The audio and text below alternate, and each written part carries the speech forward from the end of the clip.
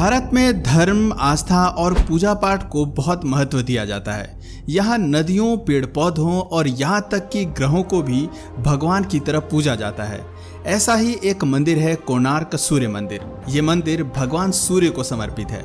इस मंदिर की विशालता, अद्वितीयता और भव्यता की जितनी तारीफ करो उतना कम है। लेकिन इसके साथ ही मंदिर के साथ कुछ ऐसे रहस्य भी जुड़े हैं जो सभी को हैरान करते हैं। बताते हैं कि इस मंदिर का मुख्य द्वार करीब 118 साल से बंद पड़ा है। ऐसे में सवाल उठता है कि आखिर इसके पीछे क्या वजह हो सकती है। आज की इस वीडियो में हम कोणार्क सूर्य मंदिर के बारे में, ऐसे ही और भी रहस्यों के बारे में जानने की कोशिश करेंगे। वीडियो काफी इंटरेस्टिंग है, इसलिए बिना स्किप किए अंत तक जरूर बने रहें। कोणार्क सूर्य टेम्पल। कोणार्क सूर्य मंदिर भारत के उड़ीसा राज्य के पुरी जिले के कोणार्क नामक कस्बे में स्थित है। कोणार्क शब्द कोण और अर्क शब्दों से मिलकर बना है। अर्क का अर्थ होता है सूर्य, जबकि कोण का मतलब कोने या किनारे से माना जाता है। कोणार्क का सूर्य मंदिर पूर्व से उत्तर पूर्वी किनारे पर समुद्र तट के नजदीक निर्मित है। अनूठी शैली और ऐतिहासिक होने की वजह से यह मंदिर यूनेस्को के विश्व धरोहर में भी शामिल है। इस मंदिर का निर्माण हजारों वर्षों पूर्व का माना जाता है। इतिहासकारों के मुताबिक इसे पूर्वी गंग वंश के राजा नरसिंह देव प्रथम ने 13वीं शताब्दी में बनवाया था।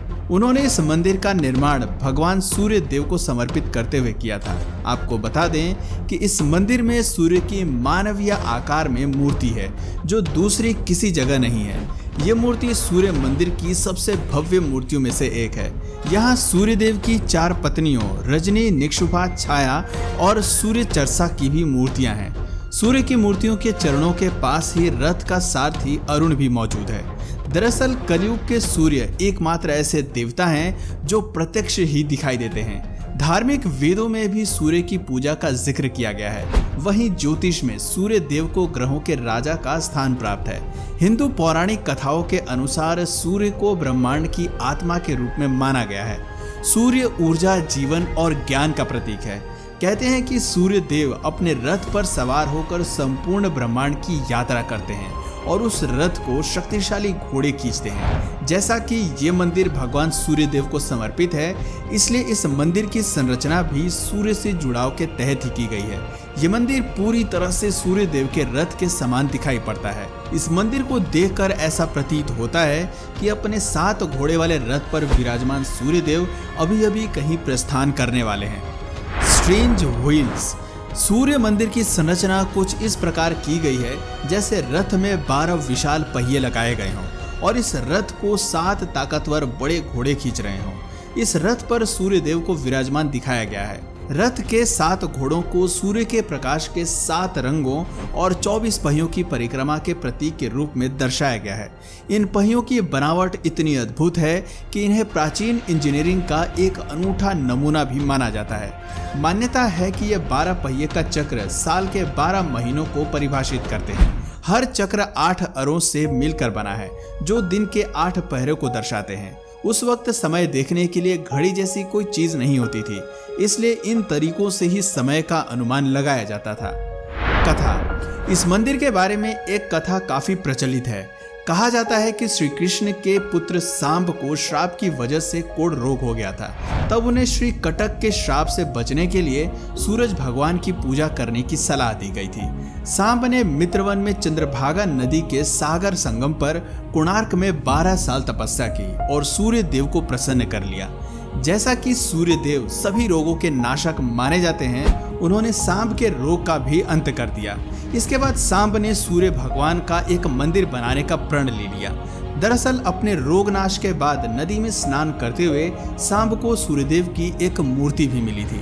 इस मूर्ति को देव शिल्पी श्री विश्वकर्मा ने बनाया था। सांब ने मंदिर में इस मूर्ति को स्थापित कर दिया और तब से यह स्थान पवित्र माना जाने लगा।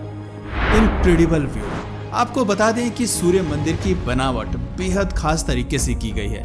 यह मंदिर अपनी अनूठी वास्तुकला के लिए दुनिया भर में मशहूर है और ऊंचे प्रवेश द्वारों से घिरा है। पूरब दिशा में मुख्य द्वार है और जब सूर्य उदय होता है तो उसकी पहली किरण यहीं पर दिखाई पड़ती है। सुबह सुबह का ये नज़ारा देखने में काफी अद्भुत और अविश्वसनीय नजर आता है। ऐसा लगता है जैसे सूरज की निकली लालिमा ने पूरे मंदिर में लाल नारंगी रंग बिखेर दिया हो। स्थानीय लोग यहाँ सूर्य भगवान को बिरंची नारायण कहते हैं। Unique structure and statue.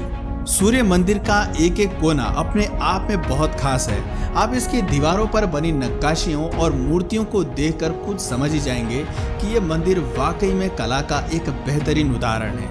यहाँ बनी हर चीज के पीछे कोई ना कोई रहस्य छिपा है। जैसा कि आप इस स्टेचू को देख लीजिए, जिसमें सबसे ऊपर सिंह, उसके नीचे हाथी और उसके नीचे मानव दबा हुआ नजर आ रहा है।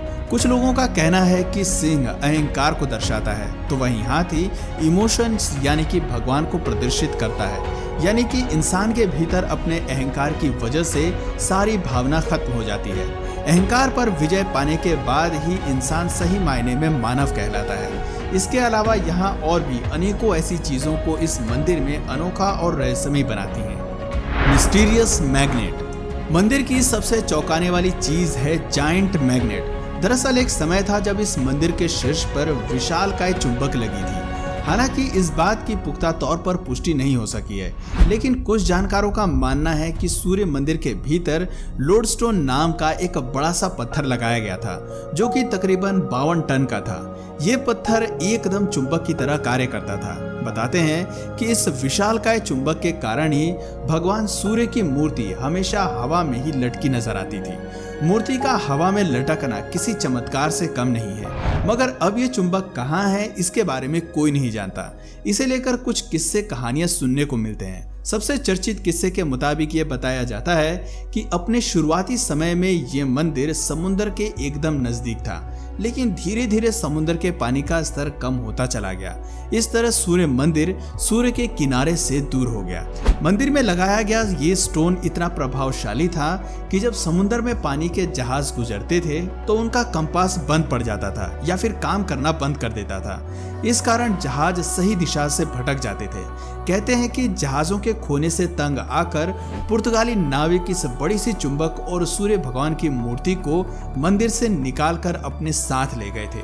चुंबक निकालने के बाद मंदिर की हालत बिगड़ती चली गई। इसका कुछ हिस्सा गिरकर ध्वस्त हो गया था। ठीक वैसे ही जैसे शरीर को चलाने के लिए भीतर एक आत्मा कार्य करती है और उसके निकलते ही शरीर मृत पड़ जाता है। ऐसा माना जाता है कि मंदिर को खड़ा रखने में उस चुंबक की बहुत बड़ी भूमिका थी, क्योंकि जब इस मंदिर का निर्माण किया गया था तो उनके पत्थरों के ब्लॉक्स के बीच में लोहे की प्लेट्स फिट की गई थी। इस तरह चुंबक की पावर से सभी पत्थर एक दूसरे के साथ मजबूती से जुड़े रहते थे, उन्हें कोई हिला नहीं सकता था। लेकिन जब इस मंदिर के सिरे से उस चुंबक को ही अलग कर दिया गया तो मंदिर का पूरा ढांचा डगमगा गया। इस तरह समय के साथ साथ मंदिर कमजोर होता चला गया।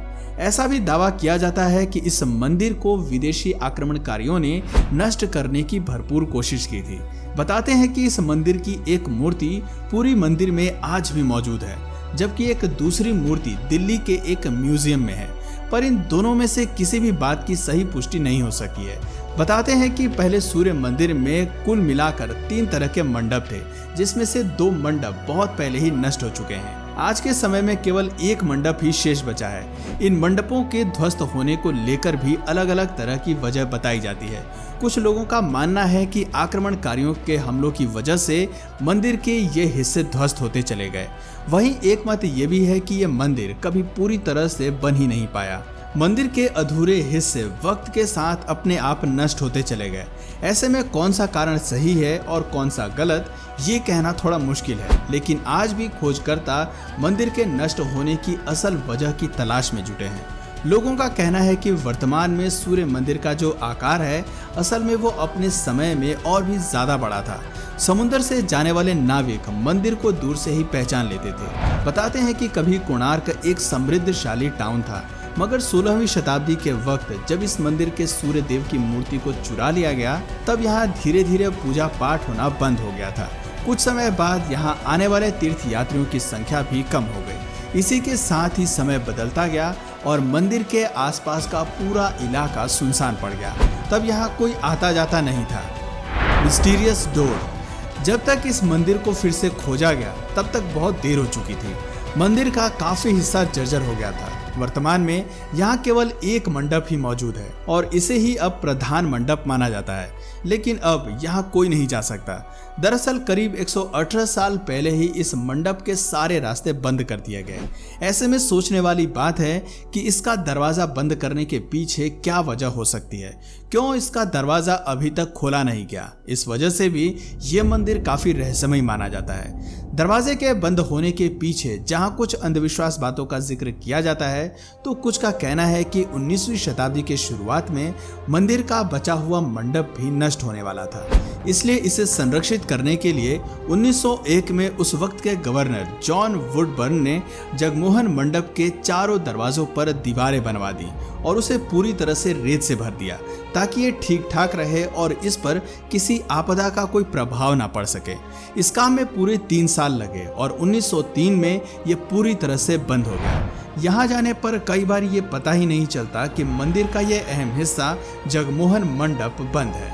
बाद में आर्कियोलॉजिस्ट ने कई मौकों पर इसके अंदर के हिस्से को देखने के लिए दरवाजा खोलने का जिक्र किया और रेत निकालने का प्लान बनाने की भी बात की गई, मगर कुछ ना कुछ वजह बताकर इसे टाल दिया गया। इस तरह 118 साल बीतने के बाद भी सूर्य मंदिर का ये दरवाजा आज तक नहीं खोला गया है। कुछ लोगों का मानना है कि जरूर इसके पीछे कोई ना कोई बड़ी वजह है, इसलिए इस दरवाजे को रहस्यमय माना जाता है। तो दोस्तों, ये कोणार्क सूर्य मंदिर से जुड़ी कुछ ऐसी बातें थीं जो इसे रहस्यमय बनाती हैं। क्या आप ऐसे ही और भी रहस्यमय मंदिरों के बारे में जानना चाहते हैं तो हमें उसका नाम नीचे कमेंट सेक्शन में ज़रूर बताएं। और अगर इस वीडियो से आपको कुछ नया जानने या सीखने को मिला या फिर इंटरेस्टिंग लगा तो प्लीज़ इस वीडियो को एक लाइक करके अपने फ्रेंड्स और फैमिली में इसे ज़रूर शेयर करें। और यदि आप इस चैनल पर नए हैं तो प्लीज़ इस चैनल को सब्सक्राइब करके बेल नोटिफिकेशन आइकन को ऑन कर लीजिए ताकि हमारे आने वाले वीडियोज़ आप मिस ना करें। मिलते हैं फिर किसी वीडियो में नए टॉपिक के साथ, तब तक के लिए नमस्कार।